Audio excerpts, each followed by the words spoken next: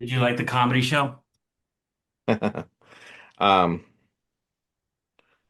I thought it was really good. Um, I thought it was I thought you did well, of course. You did very well, but I thought the last four or five were really good. I think it got better as it went. I think that's what you did on purpose though, too, right? You know who your strong ones are. Um, Yeah. and so I thought um that was I'm trying to think of who my favorite was though. I liked I like and you had him before, that short guy. And he didn't even do much of a Joey. Joey. He didn't even do much of a show because he was just dealing with that knucklehead. But that was hilarious. How he was, he was just handling it really well, just going after him, and it was just funny. And so I think that's what comedians have to learn. Right? And you know this already. I don't know much more than say that I think the good comedians know how to deal with hecklers.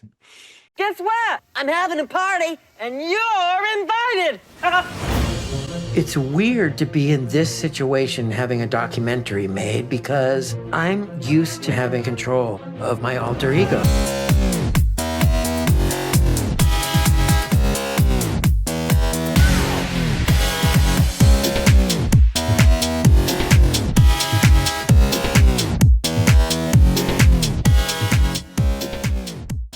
Hey there, welcome. Ruben, today we are looking at documentary Pee-wee as himself. This is a 2025 documentary by Max. I just watched it recently. I know you did too. And it's a two-parter about close to a couple hours each, right? And it looks at footage from Pee-wee, I call him Pee-wee, Paul Reubens, from his life before 2023. He passed away in 2023, the summer of 2023, right? And so he lived to be about, oh geez, I can't remember. I think around 70, right? So he lived a, not that long life. He could definitely live longer. He got sick and passed away. But looking at his life, I just really thought to myself as I'm watching the documentary, Ruben, is that I didn't know who he was really, and B, he's a very likable person. Even though he's a very likable person, I think some people would say, "Oh no, he's troublesome," because he's a throughout his life when he was doing his career, he was tough. He was tough to work with because he was a perfectionist, and so people who worked with him. You saw, and I never knew this, that he had trouble with Phil Hartman, and they had some type of disagreement. I don't know what it was. Maybe it had to do with pay. I know they brought that up a little bit in the documentary, but my whole point is that I did not know who he was until I really saw this documentary. I heard about this documentary, but once I saw it, I go, okay, I'm getting a little feel of it. And I think this was in the month of June, so I You, believe this. well, you, Mhm. you, you knew who he was. Yeah. You knew Pee Wee Herman, right? Well, okay. When you When say I say that's a good you question. didn't know, Yeah. yeah, you The said you the whole didn't know title. who he was. The whole title of the documentary is Pee Wee as himself, right? So the whole point is that let's introduce you to who he is, Paul Reubens. And I didn't really know all the aspects of Paul Reubens. I knew who he was as an actor, but I really didn't know. It really came out that he was homosexual, and I think that was one of the purposes of this documentary to come out. And he said at one time in his life when he was younger, he was out, and then when he got started getting popular, or he started working in the groundlings when he was a young man. Once he started becoming popular, he thought, wait a minute, I better think about my career here, and he decided to go back into the closet, as he would say. And And for so, those who don't know, the Groundlings is a theater in Hollywood. It's a mhm. sketch improvisational theater company that has introduced several comics, including Paul Reubens, Phil Hartman, Cassandra Peterson, who played Elvira, John Lovitz. But And go, all these go people on. that you mentioned, he knew, and he would see them do well, and he thought he was going to make it like in Saturday Night Live because all these people did eventually go up there. Even Lorraine Newman, he knew, and they all ended up going to Saturday Night Live, which I think he was maybe a little, not a little bit, he shared that he was bummed out that he didn't make it, but he did go on later and perform on that show, and some would argue that he even went further with his career. One thing I will say, Ruben, is in the documentary, I don't want to spoil all the pieces of it. I think it's worth, I haven't shared this yet. I think it's worth watching. It is a long documentary, meaning that's two parts to it.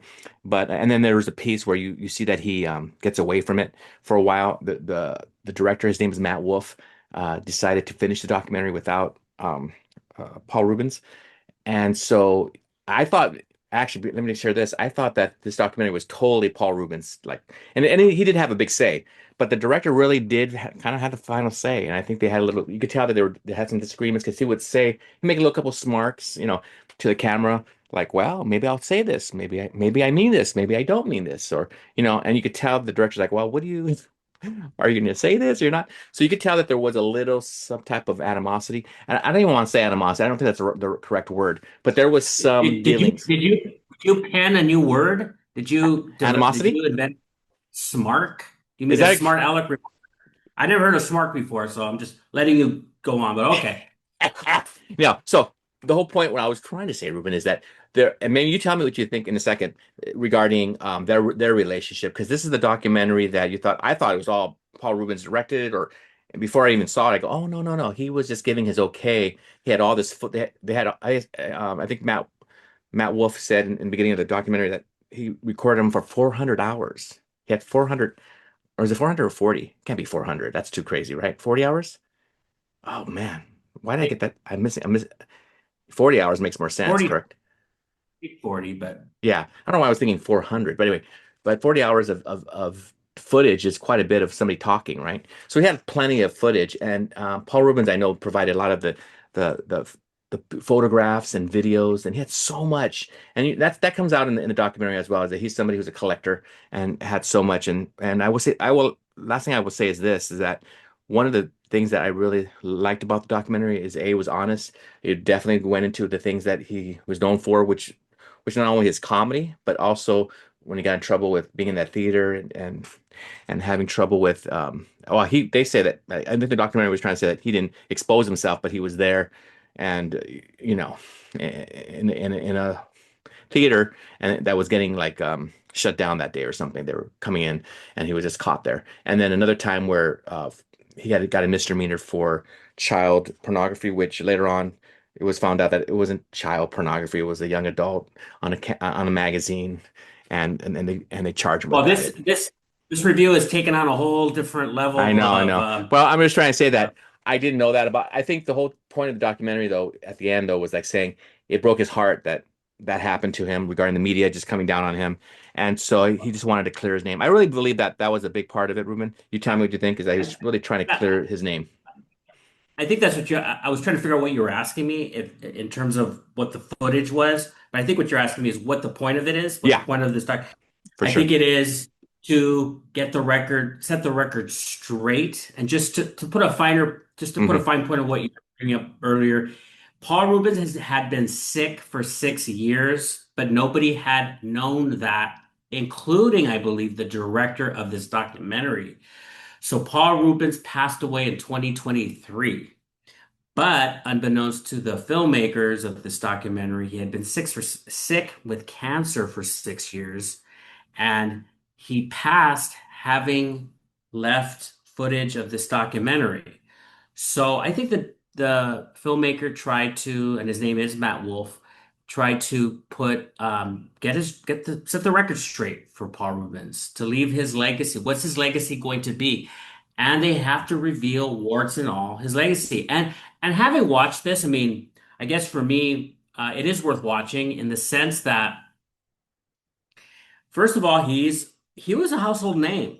Paul Reubens in the 80s 90s, he was everywhere. The movie directed by Tim Burton was well received. I thought it was very funny. He's one of these performers that you can't take your eyes off of when you watch him. And I'm interested in the sense that I love the groundings. I was just telling a friend of mine that as much as I like stand-up comedy, there's nothing better than to go to the groundlings when everything is working, when it's flowing. Sometimes it's not strong. On a particular night, you might not get the best performances. I've been there when Paul Reubens has been in on stage, and I've seen him perform in the groundlings, and it's great. It's funny because yes, they as you mentioned, they show Phil Hartman and their relationship, and I think they indicated a little bit what the problem was between them two, and it had to do with um, creative control, Hmm. money, and just credit. It seems like Phil Hartman didn't felt like he didn't get the credit from Paul Reubens, and so that never got resolved. Yeah. And so kudos to the director because that kind of made Paul Reubens look bad. It kind of left a bad taste Yeah. in your mouth that, at least for me, it felt like Paul Reubens didn't give Phil Hartman the appropriate credit. To me, I'm waiting for that big documentary. I'm a very big Phil Yeah. Hartman fan, so um, he started out in the Groundlings, as I think you mentioned. So um, I just like that aspect of seeing what it was like in the 70s, seeing the Groundlings, and they mentioned Paul Rubens's participation at the Comedy Store and what that was like. It's kind of fun to relive that era. I mean, not that I lived through it, but just to watch that era um, being played out like that. For that reason, I liked it. I also feel, having watched this, you can't help but think Paul Reubens had some troubles. Yes, he gave his side of the story around his arrest, um, and no judgment towards him in the sense of we don't know all that went on there, but you do sense that there was some troubling times for him, um, Yeah, for but sure. and that he was troubled in some way. But uh, I mean, I don't know. I guess I liked it. It was interesting. Yeah, I think not only that is interesting, but that yeah, I think he did a really good job with starting off from from the beginning of his life, and that he was somebody who always wanted to be in theater. And what surprised me was that his family was very supportive of him when he came out, and I say that because he came out like in the 70s to his parents, right? And as he went on, his parents always supported him. Where a lot of times you see actor, you brought this up when you did some comedy the other night, that a lot of times actors have a lot of turmoil and they're tortured, right? Or they have a lot going on in their lives, and a lot of times they produce it when they go on stage because they have a lot to draw from. But with Paul Reubens, you could see that maybe that didn't happen for the beginning of his life, but as his life went on, when he felt like he had to kind of keep sexuality quiet, maybe that's where a lot of his sadness and darkness came.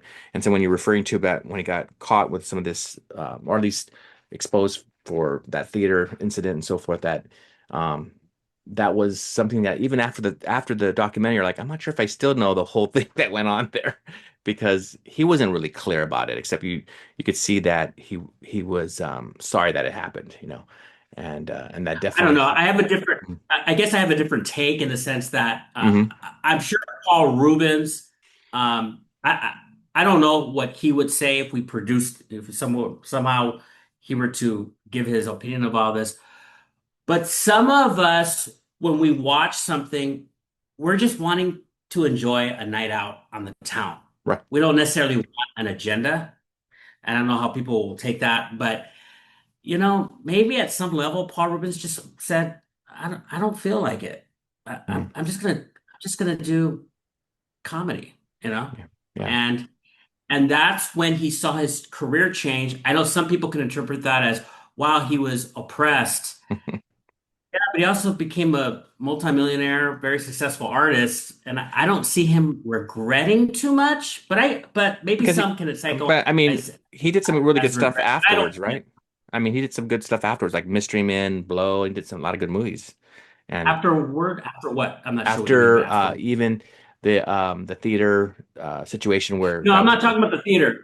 I'm talking about when he decided to not talk about his Oh, sexuality. I see. Yeah, I'm saying he did it as a choice, and some people might critique him for that. gotcha. I get you. I'm But at sorry. the same time, some people are just going to the theater and just wanting a night out, Yeah, I see what you're wanting to saying. see I think that's how he urban. felt. Yeah, and he also would, and he said in the video a couple times, in the episode a couple times, that he didn't want to be a victim. He wasn't trying to be a victim here. He shared his life story, and there it is. He's let the chips really fall.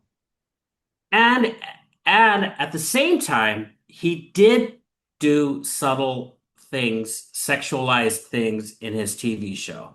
Yeah, He did have some sexualized stuff going on. So he had his cake and ate it too. Hard for me to feel sorry for Paul Reubens because he had a good career. He had a very good run.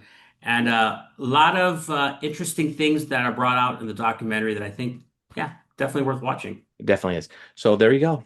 Thank you, audience, for tuning in on Pod and Deliver. Ruben and I will see you again. And yeah, check out the documentary Pee Wee as himself and on Max. Bye bye.